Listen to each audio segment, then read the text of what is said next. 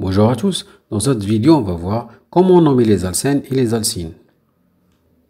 Les alcènes et les alcynes sont des hydrocarbures insaturés acycliques. Les alcènes possèdent une double liaison, ils ont la formule brute CnH2n, tandis que les alcynes ils possèdent une triple liaison, ils ont la formule brute CnH2n-2.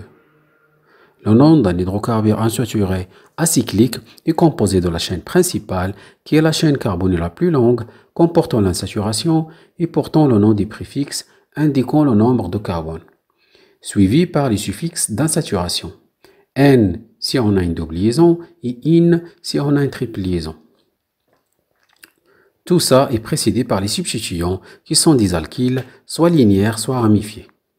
Ces substituants ainsi que les suffixes d'insaturation sont précédés par les indices d'opposition avec X, Y est inférieur à X.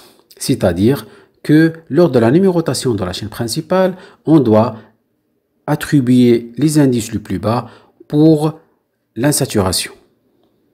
On va voir le premier exemple. Donc dans ce composé, on doit d'abord identifier la chaîne principale. Donc la chaîne principale, si on regarde ce composé, la chaîne la plus longue, c'est celle qui est en rouge. Il contient 7 carbones, mais ce n'est pas notre chaîne principale. Pourquoi? Parce qu'il ne contient pas la double liaison. Donc notre chaîne principale, c'est celle-là qui est en vert. Il contient 6 atomes de carbone, ce qui correspond au préfixe ex.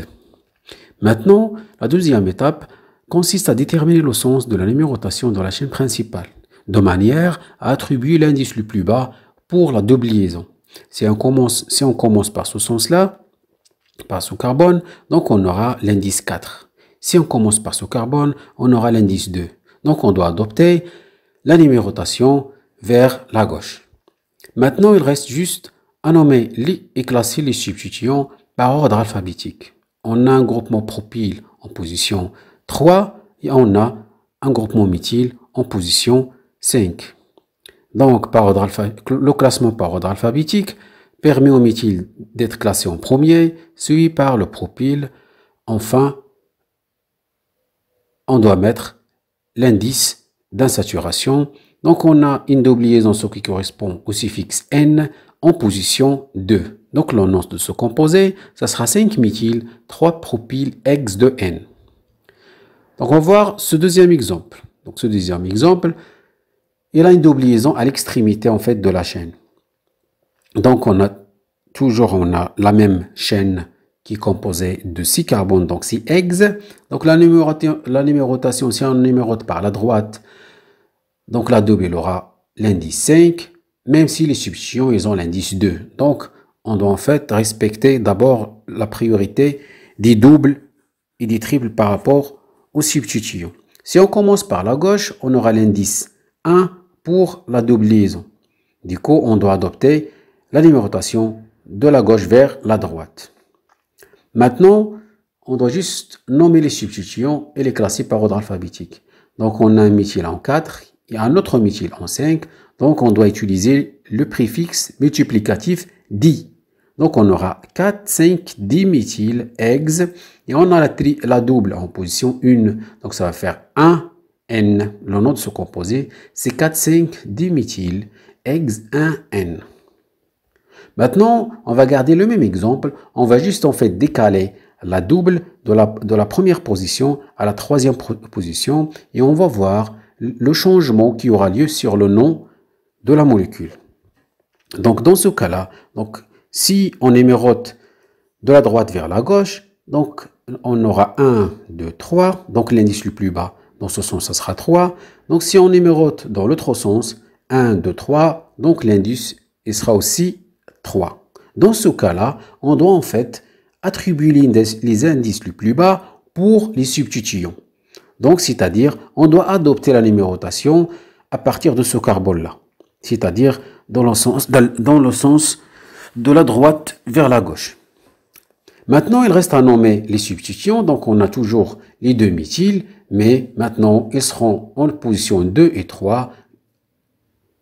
Et le nom de la molécule, ça sera 2,3-diméthyle, parce qu'on a 2 ex, et on a maintenant la double en position 3, donc ça va être 3N.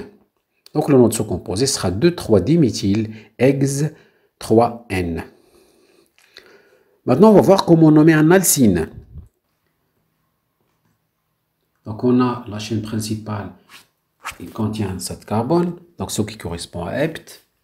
Donc concernant la numérotation, si je commence par la droite, donc l'indice de la saturation de la triple liaison sera de l'ordre 6. Par contre, si je commence par la gauche, donc je vais avoir l'indice 1. Donc je dois adopter en fait la numérotation de la gauche vers la droite. Maintenant, il me reste à identifier les substituants. J'ai un méthyle en position 3 et j'ai un éthyle en position 5. Donc la classification par ordre alphabétique permet d'avoir le 5-éthyle en premier, suivi par le 3-méthyle, suivi par la chaîne principale. Maintenant, on va mettre les suffixes d'insaturation. Donc on a le suffixe in parce qu'on a une triple liaison et on a la position en position 1. Donc le nom de ce composé, ça sera 5-éthyle, 3-méthyle, hept, 1-in. Maintenant, on va voir un exemple qui contient la triple et la double en même temps dans l'extrémité de cette chaîne-là, qui est la même chaîne que tout à l'heure. Donc, c'est-à-dire hept. Il contient 7 carbones. Donc, si je commence la numérotation par ce carbone, je vais avoir l'indice 1 pour la double liaison. Et si je commence par la gauche, je vais avoir l'indice 1 pour la triple liaison. Dans ce cas-là, en fait, la double liaison est toujours prioritaire par rapport à la triple. Donc, je dois attribuer l'indice numéro 1 à la double liaison. Dans ce cas-là, je vais en fait identifier les substituants. J'ai le 3-éthyle et j'ai le 5-méthyle. Donc, la lettre E permet à l'éthyle d'être classé en premier par ordre alphabétique, suivi par le méthyle en position 5. Donc, ça va faire 3-éthyle, 5-méthyle, hept. Et je rajoute, en fait, les insaturations. Maintenant, j'ai la double et la triple. On avait dit que la double est toujours prioritaire. Donc, c'est elle, normalement, qui va être classée en premier dans le nom de la molécule. Donc, j'ai l'indice de la double, c'est 1N, suivi par la triple qui est en position 6. Donc, ça va faire 6-in. Donc, le nom de ce composé, ça va être 3-éthyle, 5-méthyle, hept 1N, 6-in. Maintenant, on va voir un exemple qui contient plusieurs insaturations.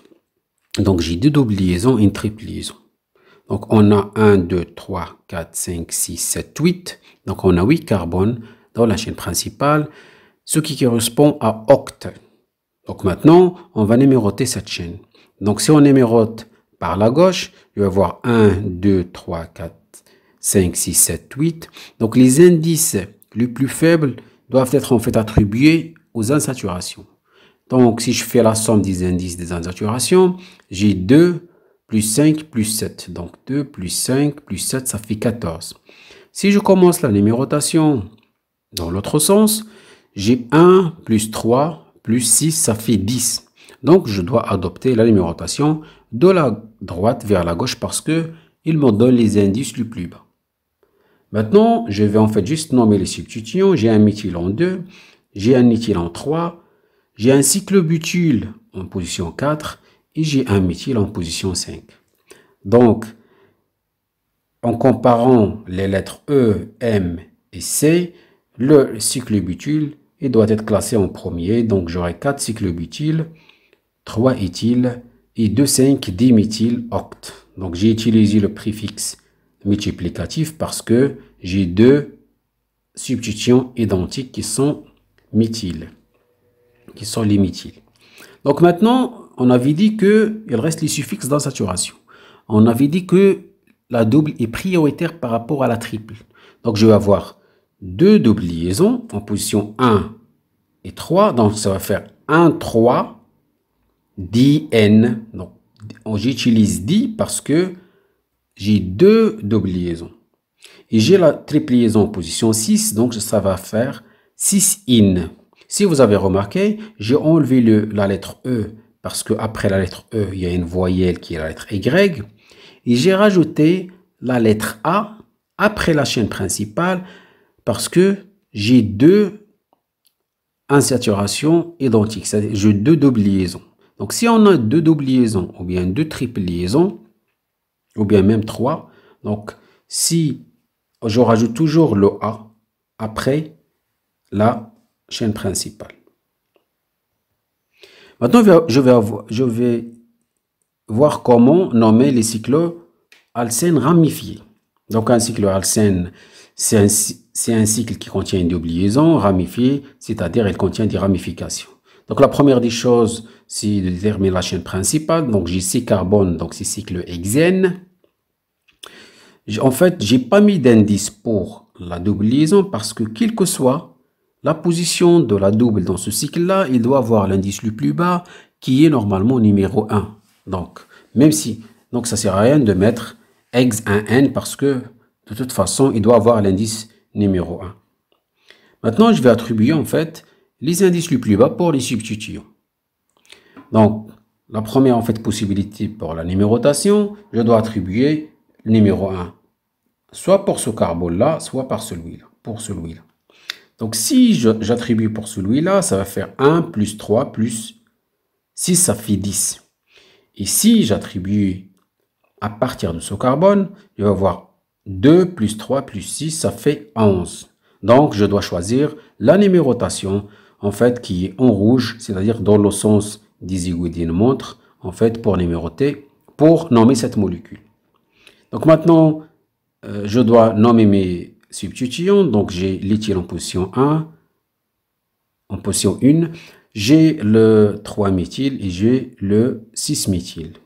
Donc, la classification par ordre alphabétique permet à l'éthyle d'être en premier. Et je vais avoir 3,6-diméthyl cyclohexène. Ça sera tout pour cette vidéo.